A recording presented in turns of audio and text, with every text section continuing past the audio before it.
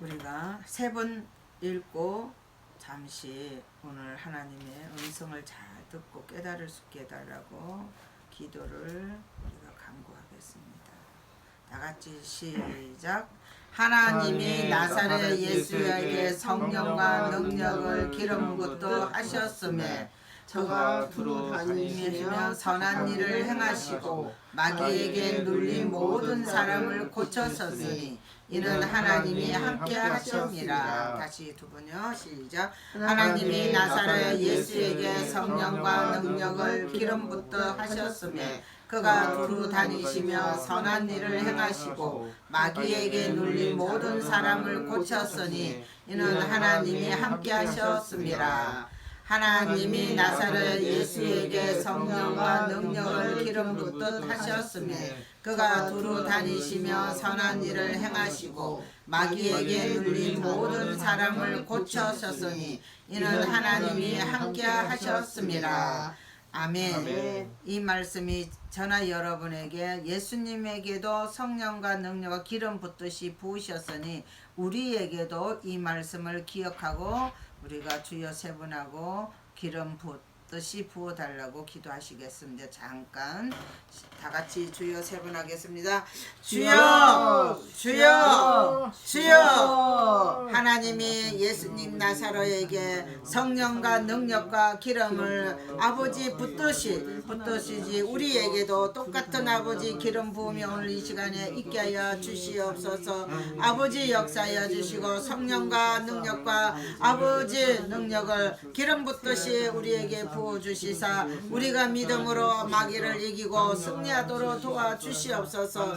하나님이 아버지 나사렛 예수에게 성령과 능력과 기름 붓듯이 부으시듯이 저희들에게도 똑같은 능력과 기름과 아버지 성령으로 기름 붓듯이 부어주셔서 오늘도 생명의 말씀을 잘 들을 수 있고 하나님 음성을 잘 듣고 깨닫게 하시고 예수 이름으로 우리가 아버지 능히 마귀와 대적하여 싸워 승리할 수 있도록 우리를 축복하여 주시고 역사하여 주시옵소서. 오늘도 이 시간에 성령의 우리 온 가족에게 성령의 기름 부어 주시옵소서. 성령의 기름 붓듯이 부어 주시고 능력을 부어 주시고 은혜를 부어 주시고 사랑의 기름을 부으시고 치료의 기름 부어 주시고 예수 이름으로 날마다 싸워 이길 수 있는 능력과 권세와 권능을 이 시간에 부어 주시옵소서. 깨닫는 마음도 허락하여 주시옵시고 지혜를 부어 주시옵시고 성령께서 이 시간에 물 붓듯이 부어 주시옵시고 충만케 하여 주시옵소서.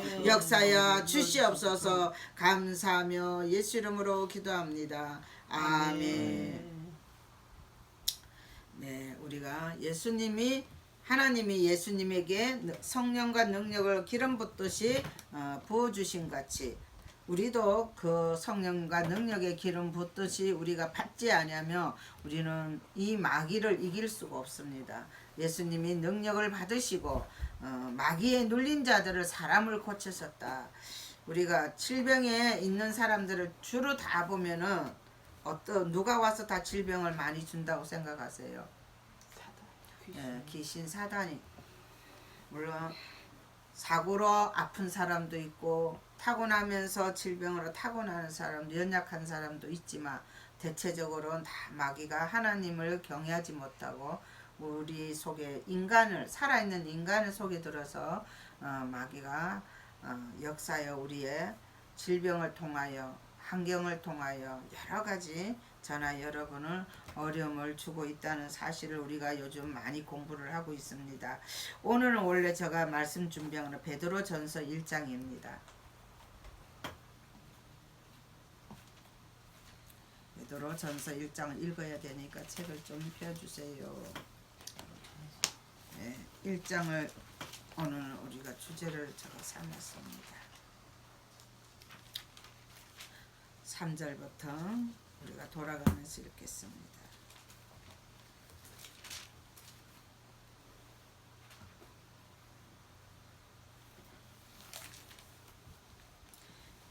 베드로전서 1장 2절 제가 읽겠습니다. 곧 하나님 아버지 미리 아심을 따라 성령이 거룩하게 하심으로 순종함과 예수 그리스도의 핏부림을 얻기 위하여 택하심을 받은 자들에게 편지하노니 은혜와 평강이 너희에게 더욱 많을지어다. 찬송하리로다. 우리 주 예수 그리스도의 아버지 하나님이 그 많으신 긍휼대로 예수 그리스도의 죽은 자 가운데서 부활하심으로 말미암아 우리를 거듭나게 하사 산 소망이 있게 하시고 썩지 않고 더럽지 않고 새하지 아니하는 기업을 있게 하시나니 곧 너희를 위하여 하늘에 간직하시는 것이라. 너희가 말씀에 나타내기를 예비하신 구원을 얻기 위하여 믿음으로 말미암아 하나님의 능력으로 보호하심을 입었나니 그러므로 너희가 이제 여러 가지 시험으로 말미암아 잠깐 근심하게 되지 않을 수 없으나 오히려 크게 기뻐하는도다. 너희 믿음의 시련이 불로 연단하여도 없어질 금보다 더 귀하여 예수 그리스도에 나타내실 때 칭찬과 영광과 존귀를 얻게 하려 함이라. 예수를 너희가 보지 못하였으나 사랑하는도다. 이제도 보지 못하나 잊고 말할 수 없는 영광스러운 즐거움으로 기뻐하네. 믿음의 결국 곧 영혼의 구원을 받으니라. 이 구원에 대하여는 너희에게 임할 은혜를 예언하던 선지자들이 연구하고 부지런히 살펴서 자기 속에 계신 그리스도의 영이 그 받으실 고난과 후에 얻으실 영광을 미리 증거하여 어느 시 어느 때를 지시하는지 상고하느니라. 12절. 이 섬긴 바가 자기를 위한 것이 아니요 너희를 위한 것이니 계시로 알게 되었으니 이것은 하늘로부터 보내신 성령을 힘입어 복음을 전하는 자들로 이제 너희에게 구한 것이요 천사들도 살펴보기를 원하는 것이니라. 그러므로 너희 마음의 허리를 동이고 근신하여 예수 그리스도에 나타나실 때 너희에게 가져올 은혜를 온전히 바랄지어다. 너희가 순종하는 자식처럼 전에 알지 못할 때에 따르던 너희 사욕을 본받지 말고 오직 너희를 부르신 거룩한 자처럼 너희도 모든 행실에 거룩한 자가 되라. 기록하였으되 내가 거룩하니 너희도 거룩할지어다 하셨느니라. 영으로 보시지 않고 각 사람의 행위대로 판단하시는 자를 너희가 아버지라 부른즉 너희의 나그네로 있을 때를 두려움으로 지내라. 너희가 알거니와 너희 조상이 물러준 헛된 행실에 대속함을 받는 것은 은이나 금같이 없어질 것으로 된 것이 아니요 오직 흠 없고 점 없는 어린 양 같은 그리스도의 보배로운 피로 한 것이니라. 그는 창세 전부터 미리 알리신 바 된 자니 이 말세에 너희를 위하여 나타내신 바 되었으니 너희는 저를 죽은 자 가운데서 살리시고 영광을 주신 하나님을 그리스도로 말미암아 믿는 자니 너희 믿음과 소망이 하나님께 있게 하셨느니라. 너희가 진리를 순종함으로 너희 영혼을 깨끗하게 하여 거짓이 없이 형제를 사랑하기에 이르렀으니 마음으로 뜨겁게 서로 사랑하라.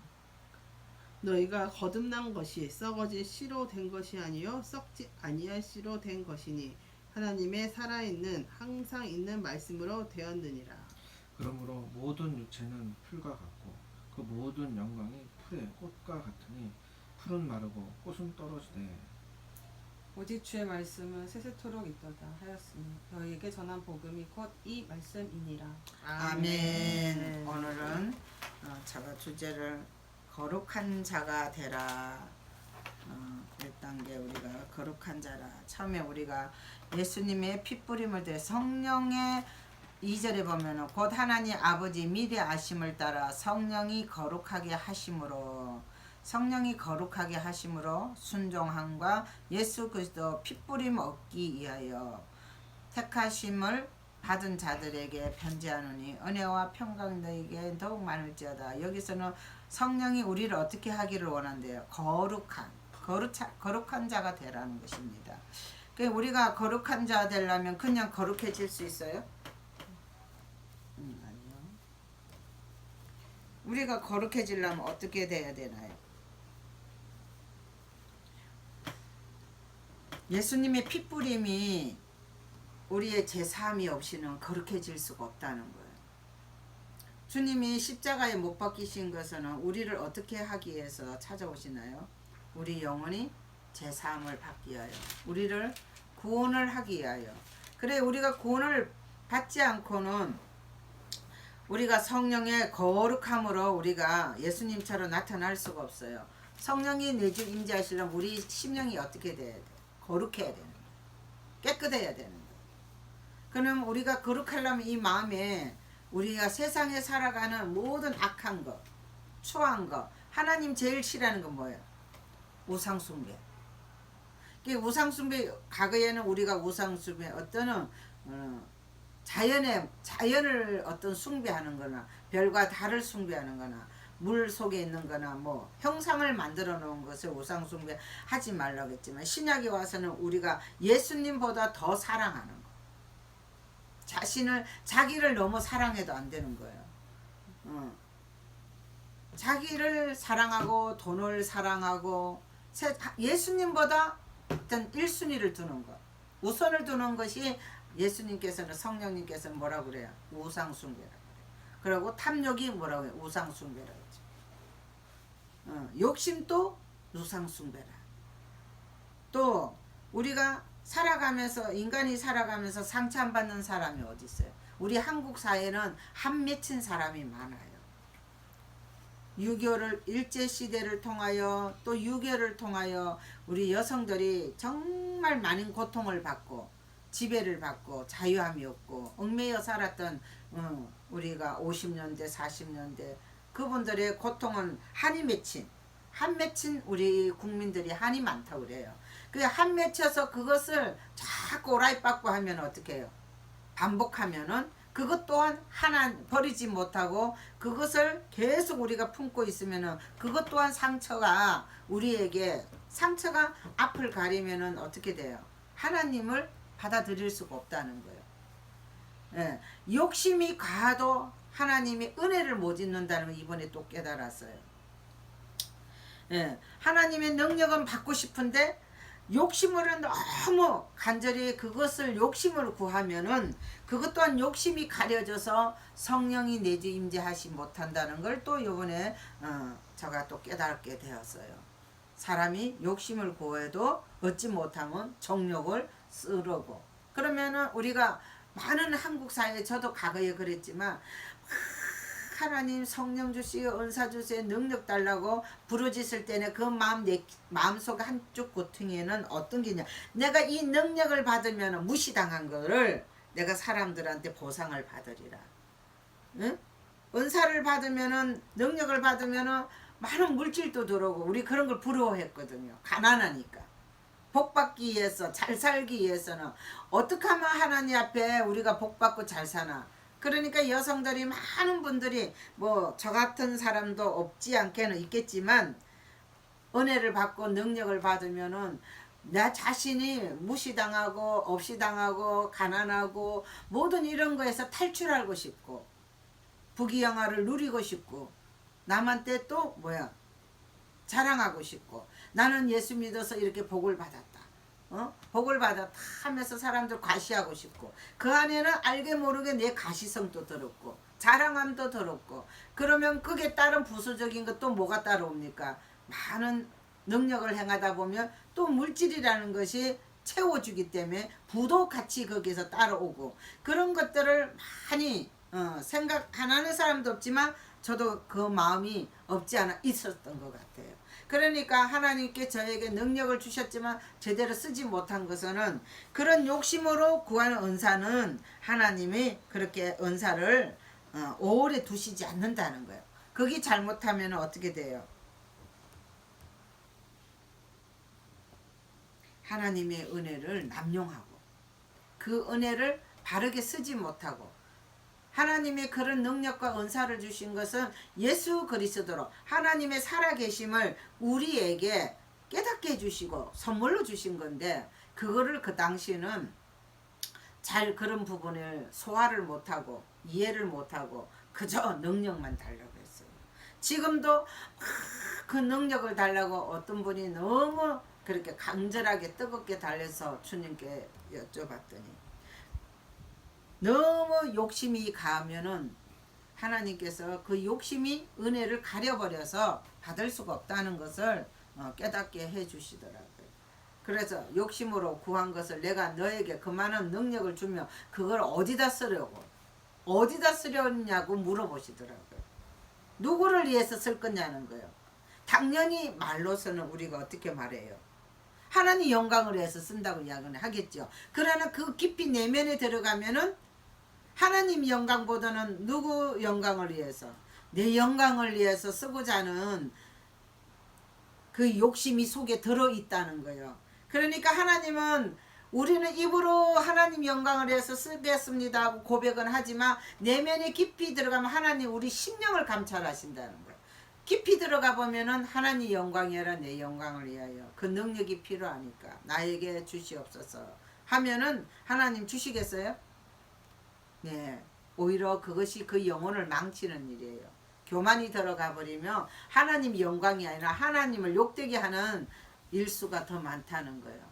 그러니까 우리가 구하되 정말 하나님 영광을 위해서 진정으로 하나님을 위해서 영혼 살리기 위해서 달라는 은혜는 하나님이 그 마음을 또 달아보시고 고난을 통해서 하나님이 철저하게 우리 심령이 거룩한 성정이 되고 마음이 다 비워주시고 우리가 빈 마음이 않고 온전한 주님의 마음으로 거룩한 마음이 되지 않고는 그 능력을 받아도 우리는 바르게 쓸 수 없다는 것을 이번에 제가 많은 것을 또 한번 나를 되새겨보고 깨닫는 기회가 되었습니다. 그래서 우리가 거룩한 자가 되려면 우리는 우리를 거룩해 해주시는 분은 예수 그리스도, 그분의 핏부림 없이는 우리는 거룩해질 수가 없습니다. 그리고 성령이 내주 임재하지 아니하면은 우리가 거룩해질 수 없음을 오늘 말해주고 있습니다. 그 다음에 우리가 성령이 거룩하게 해지려면 우리는 어떻게 살아야 되나요? 거룩한 성도의 거룩한 삶을 살아야 돼요. 거룩한 삶을 살려면 우리는 어떻게 살아야 될까요?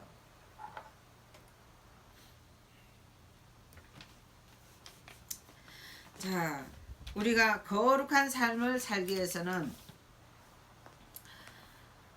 우리가 3절부터 있죠. 우리 주 예수 그리스도의 아버지의 하나님은 찬송하려다 그의 많으신 긍휼대로 예수 그리스도의 죽은 자 가운데서 부활하게 하심을 말미암아 우리를 거듭나게 하사 산 소망이 있게 하시며 썩지 않고 더럽지 않고 쇠하지 않은 유업을 있게 하시나니 곧 너희를 위하여 하늘에 간직한 것이라. 자, 우리가 거룩한 삶을 달라면 우리는 마음을 비우고 우리 마음을 정결케 하고 하나님 앞에 주님 앞에 우리는 7절에 가면 뭐요? 그리스도가 나타나실 때 어떻게 돼야 돼요? 칭찬과 영광과 존귀를 얻게 할 것이라. 너희를 예수를 너희가 보지 못하였으나 사랑하는도다. 이제도 보지 못하고 믿고 말할 수 없는 영광스러운 즐거움으로 기뻐하니 믿음의 결국은 곧 영혼 구원을 받음이라. 영혼 구원 받은 자의 삶은 우리는 어떻게 살아야 될까요? 복음을 위해서 우리는 복음을 전하는 자가 되어야 되겠죠. 12절에 성령을 힘입어 복음을 전하는 자들로 이제 너희에게 알린 것이요 천사들도 살펴보기를 원하는 것이라. 우리가 성령의 성도의 거룩한 살려면은 우리는 우리 속에 죄가 없어야 되겠죠. 죄가 우리가 안 지을 수는 없어요. 날마다 우리는 주님 앞에 어떤 마음으로 살아야 돼요? 회개하는 마음. 우리는 회개하는 하나님의 은혜를 주셔서 죄는 안 지을 수가 없어요. 우리가 구약의 모든 인물을 봐도 다 거룩한 백성이지만 그 중에서 합한 자는 누구라고 했어요? 다윗은 하나님의 합한 자라. 왜 다윗은 합한 자라 했을까요? 그는 항상 하나님 앞에 뭐 했어요? 하나님의 은혜를 기억하고 자기 죄를 물어보고 회개하는 자. 다윗은 참 시편의 모든 말씀을 보면은 다윗은 하나님께 어떻게 했어요? 물어보기를 많이 했어요. 자기 죄를 묻고 전쟁을 가도 하나님이 올라갈까요? 전쟁을 치러 갈까요? 가지 말까요? 늘 하나님한테 독대하시고 하나님과 교제를 많이 하셨다는 거예요. 하나님한테 질문을 많이 했다는 겁니다. 저나 여러분은 우리가 부모한테 가까이 하듯이 하나님을 내 친아버지처럼 우리는 정말 아버지처럼 가까이해서 모르는 것이면 아버지 이건 어떻게 해야 됩니까? 도와주세요. 이건 어떻게 해야 됩니까? 지혜를 주세요. 하나님께 모든 내가 아프고 슬프고 괴롭고 힘드는 것이면 우리는 주님 앞에 다 가서 오픈해야 되는 거예요. 사람한테 할 수 없는 거는 주님한테는 우리는 할 수 있다는 거예요. 그러면 날마다 우리는 저녁마다 하루의 일과를 주님께 보고를 합니다. 일과를 보고하고 내가 잘못한 것은 나를 돌아보게 하고 회개할 것은 회개하고 또 하나님으로부터 위로받을 것은 위로받고 고백을 할 때 내 영이 어떻게 자유함을 얻는다는 거예요. 내 영이 자유로운 마음으로 우리가 하루 일과를 하나님께 보고하고 단잠을 자며 또 새로운 날을 예수 이름으로 우리가 또 세상에 나가서 싸워서 이기고 하나님 오늘 또 출근합니다. 오늘 또 내가 어떻게 세상하고 벗들과 하루의 일과 업무를 어떻게 진행해야 되겠습니까?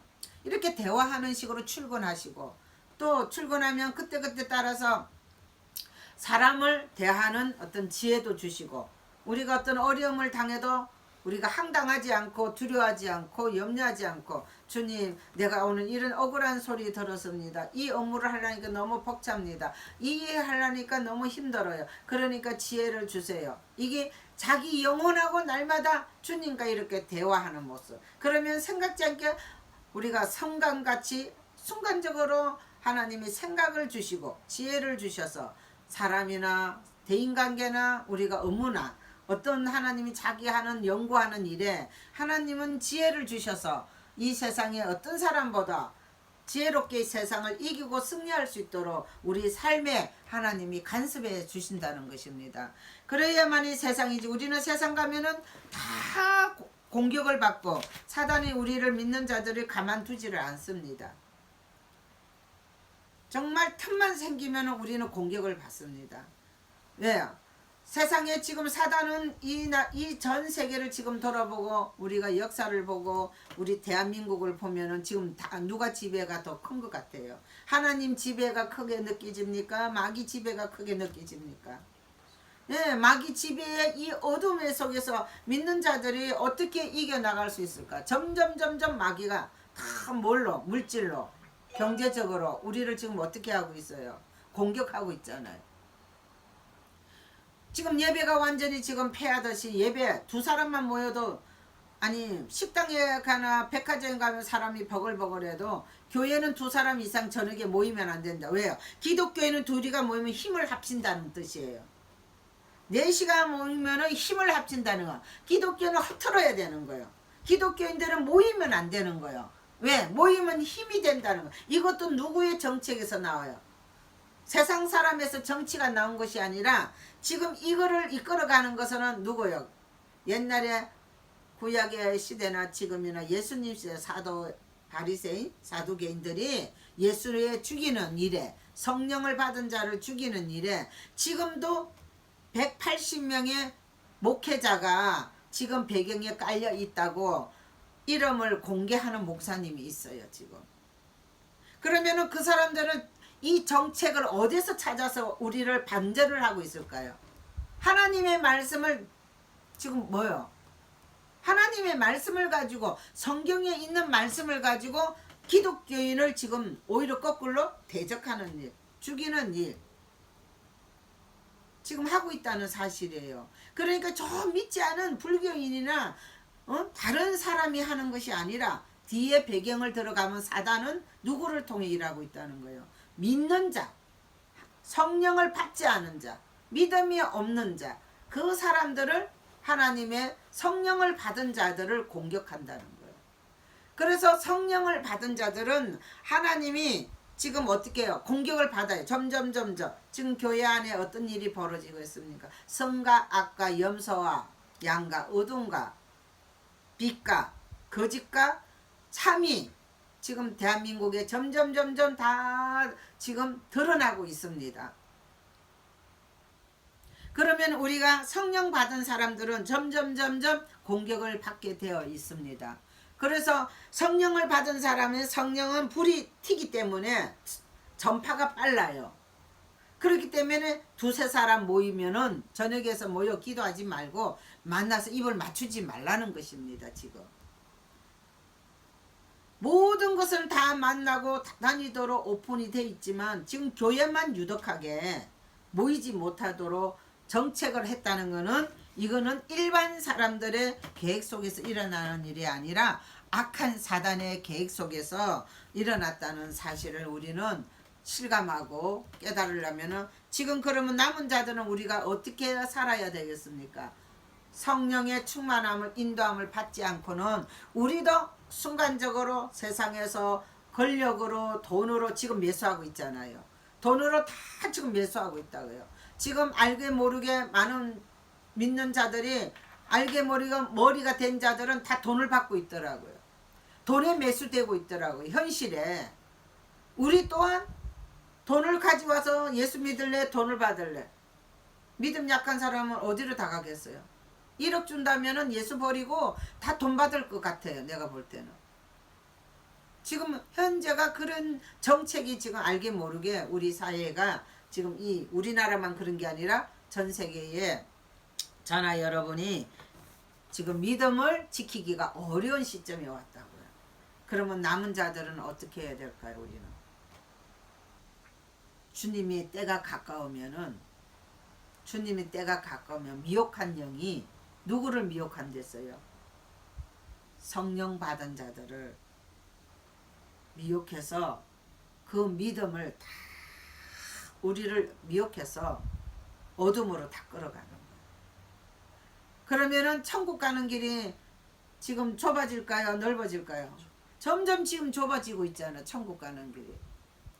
그러면 사람들은 다 좁은 길을 갈까요? 넓은 길을 갈까요? 지금 현재 다 사람들은 넓은 길을 선택하고 있다는 사실이에요. 예수님이 이미 마지막 때 이런 징조가 온 세상에 일어날 것을 성경에 몇천 년 전에 이렇게 기록되어 있다는 사실은 정말 놀라운 일이에요. 우리는 상상도 못할 이런 일이 대한민국에 이런 일이 일어날 줄은 우리는 전혀 예상치 못한 2년 전만 해도 정말 예상치 못하는 사건들이 지금 우리 앞에 1년 동안 엄청나게 지금 일어나고 있어요. 대비도 못했어요. 준비도 못했어요. 준비하라 해도 우리는 뭐 설마 우리나라가 뭘 그런 일이 당할까?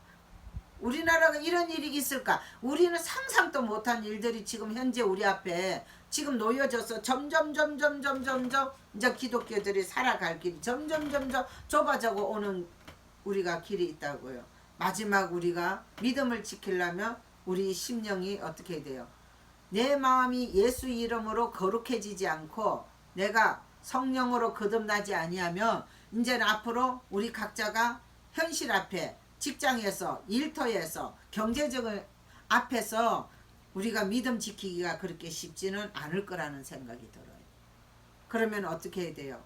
많은 우리가 손해를 볼 일이 많고 억울한 일이 더 많을 것이고 우리가 고통받을 일이 더 많을 것이고 경제적이나 정신적이나 우리가 믿음을 지켜나가려면 경제적으로도 재정적으로도 우리 앞에는 엄청난 그 고통을 감수하고 그 고난을 겪어갈 만한 믿음을 우리가 이겨나가려면 우리가 지금 성령으로 충만하지 않고는 세상에서 이길 수가 없다는 거예요. 지금은 직장에서도 믿지 않은 사람이 우리 믿는 자, 성령 있는 자를 알게 모르게 공격하고 혈기 부리게 하고 억울하게 하고 지금 우리 홍서방도 그렇지만 우리 딸도 그렇지만 알게 모르게 누가 그 사람들을 마음을 지금 이용하고 있다는 거예요. 사람을 보면 안 되는 거예요. 사단은 믿음을 지키고 예수의 이름대로 살고자 하는 사람들을 사단은 지금 세상에 있는 사람들 믿지 않은 사람을 통해서 공격하고 있다는 거예요. 괴롭히고 있다는 거예요. 그래서 마음이 상하도록 경제적으로 어려움을 당하도록 억울함을 당하도록 지금은 공격하고 있다는 그 정체를 우리는 빨리 깨달아야 돼요. 그러면 우리는 어떻게 이겨야 됩니까? 무기가 있잖아요. 누구 이름으로? 네. 자, 제가 어느 분이 너무 목회를 하는데도 그분도 괴로움을 당하더라고요. 그래서 저도 마찬가지예요. 많이 힘들었는데 우리는 어떤 문제를 놓고 우리가 그랬어요. 어떤 분이 산만해요. 분주해요. 나도 산만하고 분주하더라고. 어느 날 보니까 생각이 많은 사람이 분주해. 생각이 많은 사람이 산만해. 이것저것 생각하다 보니까 어떤 이 한 코스에 집중을 못 하더라고요. 예배를 들어도 산만한 사람은 앉아가지고 목사님 설교를 집중하는 게 아니라 다른 생각을 한 거야. 저 사람 옷을 아까 말했던 액세서리를 했지, 저 사람 얼마짜리를 했지, 누구는 자세가 헛떨어졌네, 누구는 이렇네 하면서 하나님의 말씀 예배 듣는 순간에 예배의 말씀에 하나님 음성을 들으려고 집중하지 아니하고 산만하고 분주한 사람은 그 말씀보다는 다른 생각들이 내 생각 속에 분주하고 산만하더라는 거예요. 그러면 하나님 보실 때 그 예배가 온전히 연락이 됐을까요? 예배는 무효더라. 그러니까 말씀을 잘 전하든 못 전하든 사람이 잘하든 못하든 거기에 집중하지 말라는 거예요. 오늘 예배를 드리는 예배 대상자가 누구십니까? 우리 다 여기 있는 아니에요. 이 자리는 지금 하나님께 예배 드리는 상을 표현한 거예요. 그러면은 우리 중심은 지금 예수님 중심, 하나님 중심에 예배를 드리는 거예요. 저는 전달자에 불과하고 하나님 말씀을 이임을 받아서 말씀을 함께 나누는 자요. 저 역시도 예배 드리는 자라는 거예요. 그래서 우리는 사단은 예배를 집중 못하게 한다는 거예요. 생각을 뺏어가고 분주함과 산만함과 근심, 걱정, 불안, 두려움, 우울증, 이렇게 불안함 이런 것들을 예배 시간에 다만 생각이 들고 예배를 드리면 정말 오늘 들어야 생명의 말씀을 우리는 들을 수가 없다는 거예요. 사단이 그것을 방해하고 있다는 사실을 우리는 깨달아야 된다는 사실입니다. 그래서 우리는 예배 드리기 전에 아까도 우리가 기도했지만 성령이 강력한 임재를 통해서 하나님 오늘 하나님 진리의 말씀이 내가 들어야 할 말씀이 뭔지 깨달아야 할 말씀이 뭔지 무엇을 해결해야 내 영혼이 거룩해지고 깨끗하고 주님의 이름으로 내가 성령의 충만함을 하나님의 말씀을 가지고 내가 세상을 넉넉히 이길 수 있는 힘과 능력을 얻고 위로를 얻어서 승리하는 것이 우리가 하나님께 경배와 찬양을 드리는 이 거룩한 예배라는 것입니다. 그런데 우리가 예배를 드리면서 헛된 예배를 너무 많이 우리가 그동안 드리고 살았다는 사실이에요. 정말 내 마음을 다하고 뜻을 다하고 힘을 다하여 하나님의 진리의 말씀에 집중하고 그 말씀이 오늘 내가 행할 일이 뭔지 내가 회개할 일이 뭔지 내가 오늘 깨닫고 실천해야 할 일이 뭔지 하나님이 뭘 기뻐하시는지 주님이 나를 통해서 무슨 일을 하시고자 하는지 이런 것을 우리는 집중하고 말씀을 들음으로써 그것을 아버지의 원하는 그 나라와 의를 위하여 구하고 찾고 우리가 힘쓰고 애쓰는 것이 구원의 역사를 이루는 예배가 저나 여러분이 돼야 되는데 그런 예배를 들으지 못하는 방해꾼이 있다는 사실입니다. 그러면 예배 전에는 우리가 무엇을 해야 돼요? 내 안에 오늘도 예배를 드리고 못하는 방해하는 것 모든 정과 육과 내 생각과 내 마음과 내 의지와 내 모든 견해와 내 뜻을 다 주님의 십자가 앞에 정과 육을 십자가 못 박듯이 우리는 예수 이름으로 이 모든 것을 십자가 앞에 다 던져버려야 돼요. 다 내려놔야 돼요. 그리고 우리가 한 주간의 세상에서 고통받은 것들이 미운 사람 여러 가지 업무에 힘든 부분들도 있어요. 그 방해하는 내면 속에도 원수가 나를 힘들게 하고 스트레스 쌓게 하는 일들도 그 안에 일과 속에 있다는 사실이에요. 그러면 어떻게 해야 되겠어? 예배 드리기 전에 예수 이름으로 묶어서 내가 어떤 분한테 그 이야기 했더니 그분이 그러더라고요. 예수 이름으로 묶어서 그것을 예수 이름으로 예수님의 십자가 앞에 다 던져버렸어요. 그 문제를. 사람을 미워하지 말고 그 사람 속에 나를 괴롭히는 그 악한 영을 예수 이름으로 묶으라는 거예요. 내 감정을 묶으라는 거예요. 내 정과 육을 묶으라는 거예요. 원망 불평을 묶으라는 거예요. 업무를 방해하는 영도 있어요. 그 영도 묶으라는 거야. 상대방이 어떤 일을 나의 모든 것을 결정을 못하게 방해하는 영도 있다는 거예요. 그러면 그거를 어떻게 해야 돼요? 묶어야 돼. 예수 이름을 묶어서 어디다 던져야 되겠어요? 예수님 품으로 던지시든지 십자가 앞에 던져보세요. 우리 아는 목사님이 그거를 가르쳐 줬더니 목사님 최고예요. 그래서 왜요 했더니 자기가 교회의 여러 성도들의 어려운 문제를 놓고 너무너무 힘들었는데 그것을 예수 이름으로 다 묶어서 예수님의 이름으로 예수님의 품으로 던지세요 했던 말이 예수님 품으로 던지세요 했으니까 품으로 탁탁 던졌대요. 그 문제들을. 그랬더니 어떤 파장이 일어나냐? 그거는 여러분들이 경험을 해야 돼요. 체험을 해야 동일한 마음이 이루어질 거예요. 물에다가 돌멩이 탁 던지면 파장이 일어나죠.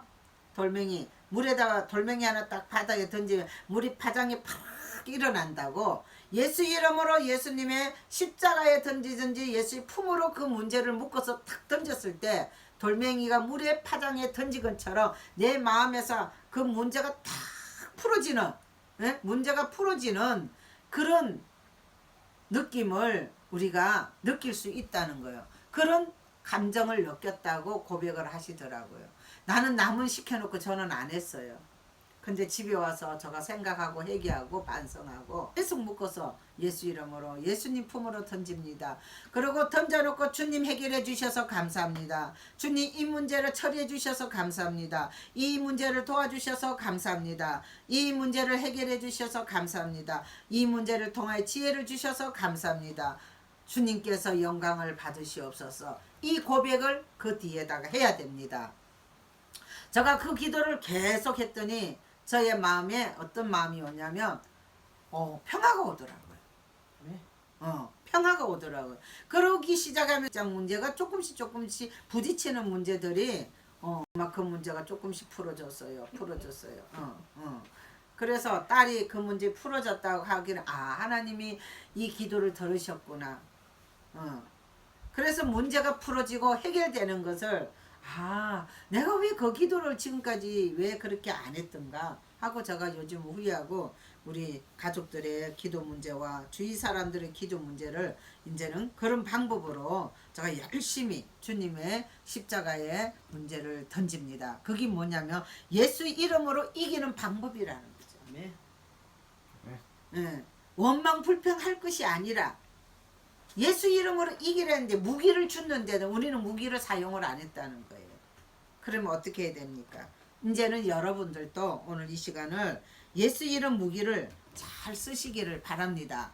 그래야 이 험악한 세상에 우리 믿음을 보존하고 지켜나가고 우리 마음이 주님의 마음으로 거룩한 마음이 됐을 때 주님이 내 안에 오셔서 임재돼서 나와 친구가 되는 거예요. 교제가 되는 거예요. 그러니까 우리는 그림자처럼 주님이 내 안에서 늘 주님하고 대화하는 여러분이 되시기를 바랍니다. 그래서 문제마다 억울한 일마다 업무가 잘 처리가 안 될 때 어떤 분이 부딪힐 때마다 순간순간 주님 이 문제 주님 이름으로 던집니다. 주님이 해결해 주세요. 도와주세요. 예수님 영광 받으세요. 주님이 해결해 주시니 감사합니다. 마지막을 던져놓고 감사 고백을 할 때 주님께서 상대방의 마음을 움직여 주시고 생각지 않은 강팍한 사람이 마음이 녹여져서 어떤 문제를 도와달래도 도와주지 않은 사람이 마음이 움직여서 어떤 일을 순간적으로 도와주는 일이 생기고 또 자기가 억울하는데도 억울함을 이해를 그 사람이 이해 안 해줄 때 너무 내가 억울합니다. 그럴 때 성령님이 그 마음을 움직여서 내 억울함도 갚아주시고 내 아픔도 이해해 주시고 내가 얼마나 힘든다는 것도 상대가 이해되도록 성령님이 그들의 마음에 가서 만져서 풀어서 우리를 돕는다는 것을 우리가 일상생활 직장에서 저나 여러분이 많이 체험하시기를 바랍니다. 그래야 우리 믿음을 끝까지 지킬 때 주의 날에 도둑같이 온다고 하지 않았습니까? 근데 마귀가 내가 몇월 며칠 난 이 안에 들어가서 내가 너와 더불어 먹고 마시겠다고 찾아와요? 아니에요. 도적같이 온댔어요. 우리가 기도하지 아니하면은 사단이 언제 오는지 알 수 없이 도둑같이 온다고 했어요. 그러니까 우리는 항상 뭐 해야 돼요? 기도해야 되는데 기도 앞서서 무엇을 해서 우리는 또 승리할 수 있습니까? 예배입니다. 신령한 예배를 우리는 예수 이름으로 예배를 소홀히 하면 안 돼요. 기독교인은 예배가 빠진 것은 생명이 빠진 거예요. 우리는 예배를 통해서 항상 내 자신이 우리는 근신할 수 있고 깨어 기도할 수 있고 우리가 하나님께 고백할 수 있고 회개할 수 있고 그런 기회가 오지 기도하고 예배하지 않고 기도하지 않는데 우리는 깨달을 수가 없어요. 그러면 사단이 도적같이 온다는 거예요. 마귀가 도적같이 내 영혼에 와서 점령해버린다는 거예요. 내 생각을 점령하고 내 마음을 점령해버리면 나는 영이 어두워서 사물을 분별할 수 없고 판단할 수 없도록 미혹되도록 나를 끌고 가고 있다는 사실을 저나 여러분이 깨달아야 될 부분입니다. 그러니까 하나님이 마지막 때 주님 재림도 이와 같다 그랬습니다. 예수님이 재림날이 점점 가까운다고 많은 예언자들이 말하고 있으며 그 때가 어느 때냐 마태복음 24장 25절에 주님의 때가 이때에 내가 오는 것을 벌써 시기적으로 우리가 알 수 있도록 말하고 있습니다. 그러나 어떤 사람들은 우리에게 평안하다 평안하다 이렇게 안전하다 하고 예언하는 자들은 우리를 속이는 자라. 우리는 안전하다 안주시켜서 예배도 안 드리고 기도도 안 하도록 방해하는 것이 사단입니다. 마귀는 우리 보고 우리가 기도하지 않도록 너는 평안하다 안전한다 잘된다 예수 이름 없이 잘된다 평안하다 안전하다 걱정하지 말라 잘될 것이다. 그거는 속임수요 미혹이라는 거예요. 우리는 그런데 우리가 속지 않고 항상 근신하고 저나 여러분이 깨어있는 자가 되어야 될 것입니다. 베드로전서 5장의 8절에 보면 근신하고 깨어있어라. 너희 대적이 마귀가 우는 사자같이 돌아다니며 삼킬 자를 어떻게 해요? 오늘 또 저나 여러분을 찾는다는 거예요. 그래서 우리는 예배를 빠지면은 거룩한 예배를 드리지 아니하면은 우리는 사단한테 이길 수가 없어요. 어떤 분이 기도를 하는데 예수 이름으로 나가라 명령하고 성령의 불로 가라 그랬는데 마귀가 가만히 입만 다물고 있지 소멸이 안 되더라는 거예요. 불이 나갔다면은 사단이 불을 소멸을 명령했으면 불이 타야 정상이에요. 근데 신목사님은 사단을 불 이렇게 하면은 어떤 일이 있냐면 구렁이도 그냥 불에 타가지고 싹 녹아서 빠져버리고 어떤 어둠이 와도 불에 싹 녹아서 빠진다는 사실을 거기 속불이 있어야 되는 거예요.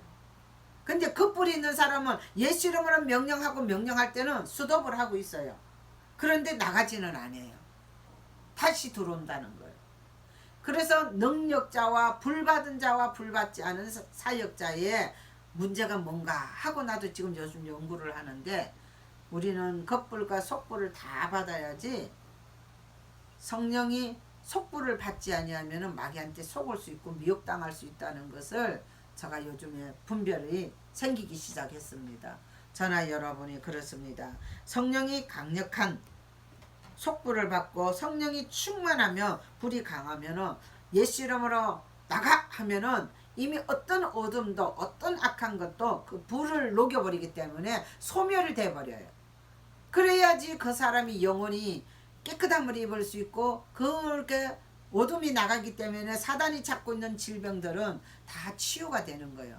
그렇게 치유가 됨으로써 회복이 되고 속히 회복이 되고 또 육만 회복이 되는 게 아니라 육이 회복함으로써 영이 회복되는 것을 우리가 알 수가 있잖아요. 요즘에 많이 그것을 우리가 깨닫고 있지 않습니까? 그것을 무엇을 통해서? 거룩한 예배를 통해서 내 영이 날마다 하나님 앞에 온전한 예배를 통해서 우리가 거룩해진다는 것을 오늘 저나 여러분이 깨달으시기를 바랍니다. 그래서 요한복음 4장 24절 하나님은 영이시니 예배하는 자가 신령과 진정으로 예배할지니라. 그러면 우리는 어떻게 예배돼요? 마음을 다하고 뜻을 다하고 힘을 다하여 하나님께 오직 하나님의 말씀을 통해서 말씀이 하나님이요 말씀이 진리요 말씀을 오늘 또 영의 말씀을 그 말씀의 생명의 말씀, 그 말씀의 음성으로 내 마음에 들어질 때 그 말씀대로 우리가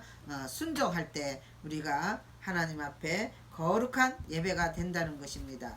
그래서 로마서 12장 1절에서 2절에 너희는 이 세대를 본받지 말고, 이 세대를 본받지 말라는 건 이 세대가 지금 예배가 제대로 드려지고 있어요? 아니잖아요. 형식적인 종교적인 그런 예배를 드리지 말라는 거야. 교회 가서 예배를 드려도 목사님의 말씀을 전해도 우리가 많은 사람이 있어서 내가 오늘 어떤 자세로 예배를 드리냐, 내가 신령과 진정으로 드리는 사람은 하나님을 기쁘가는 예배를 드릴 것이고, 산만하고 분자고 몸만 앉아가지고 시간만 때우고 핸드폰만 보고 있고 오만 잡생각을 다 하고 앉아가 예배 드린 사람은 그날 예배에 아무 의미가 없다는 것입니다. 지도자도 마찬가지예요. 그래서 너희는 이 세대에 본받지 말고 오직 마음을 새롭게 함으로 변화를 받아 하나님의 선하시고 기뻐하며 온전하신 뜻이 무엇인지 우리는 분별하는 저나 여러분은 되시기를 바랍니다. 그래서 우리는 하나님의 날마다 기름 부음을, 하나님 날마다 성령의 기름 부음을 기도하셔야 됩니다.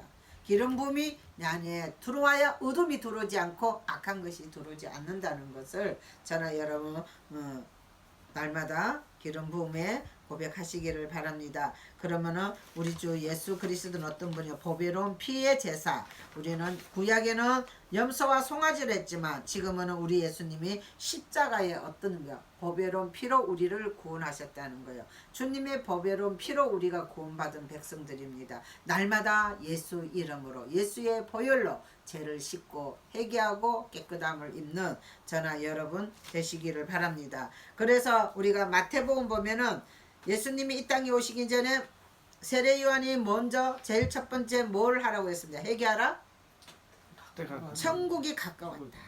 세례 요한은 올 메시아를 위하여 먼저 선포를 하셨습니다.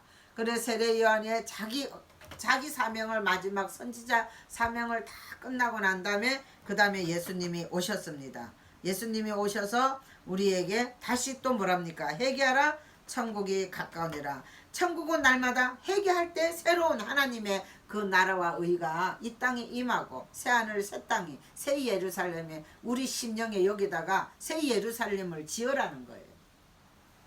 예수님은 우리에게 소망을 뭘 주고 있어요? 천국을 주고 있잖아요. 마태복음 5장의 말씀처럼 심령이 가난한 자는 저희가 심령이 가난한 자 복이 있나는 저희가 천국을 받을 것이요. 예수님 자체가 천국이라는 거예요. 예수님이 자체를 예수님이 하나님이시여 예수님이 성령이시여 예수님이 그분이 우리 안에 들어오시며 내 심령이 거룩함으로써 거룩한 그것은 새 에덴이요 새 예루살렘이요 그 새 땅이요 우리는 일반 우리 땅이 아니에요. 하나님의 나라 땅이라는 거예요. 그 땅에 우리가 이르면 어떻게 해요? 천국이 이루어진다는 거예요. 그 천국이 이루어지면 우리 심령에 뭐가 찾아옵니까? 평안이 찾아온다. 평안이 찾아온다. 그래서 우리는 항상 우리가 하루 일과를 우리는 하나님 앞에 자기 하루의 행정을 돌아보고 회개함으로 자기 마음에 성령의 우리가 9가지 열매를 맺는 삶을 살아야 되겠습니다. 갈라디아서 5장 20절에 오직 성령의 열매 몇 가지죠? 사랑과 희락과 화평과 오래 참음과 자비와 양성과 충성과 온유와 절제니라. 그래서 우리는 이 열매를 맺는 저나 여러분이 되시기를 바랍니다. 그래서 갈라디아서 6장 8절의 마지막에 결론은 성령을 위하여 심는 자는 성령으로부터 영생을 거두리라. 다 같이 따라 하겠습니다. 시작. 성령을 위하여 심는 자는 성령으로부터 영생을 거두리라. 네, 성령을 위하여 성령으로 심는 자는 성령으로부터 우리가 영생을 거두는 자가 됩니다. 저나 여러분이 날마다 우리는 심령이 깨끗하고 거룩하지 않으면 성령이 내주할 수가 없다는 거예요. 내 안에 거할 수가 없다는 거예요. 그 성령님이 내 안에 오시며 성령의 9가지 열매를 맺으며 우리의 삶에 성령을 위해 우리가 심는 자는 성령으로 우리의 영생을 거두는 자가 돼요. 그럼 거두는 자가 된다는 것은 끝까지 어떻게 우리는 우리 영혼이 주님 앞에 하나님 나라에 갈 때까지 열매를 맺어서 주님의 천국에 가는 때까지 그 열매를 거둘 수가 있다는 거예요. 끝까지 갈 수 있다는 거예요. 성령이 내지 임재하지 않고 그러면 우리는 믿음을 이길 수도 없고 싸울 힘도 없고 그러면 우리는 누구의 사단의 우리는 조종을 받으면은 우리는 영이 무너진다는 것입니다. 우리는 저나 여러분은 성령이 지배받는 자, 성령이 인도함을 받는 자, 성령의 음성을 듣는 자 그런 분이 되시기로 주 예수 이름으로 축원합니다. 잠시 다 같이 오늘 들은 말씀으로 기억하시고 기도하시기를 기도하시겠습니다.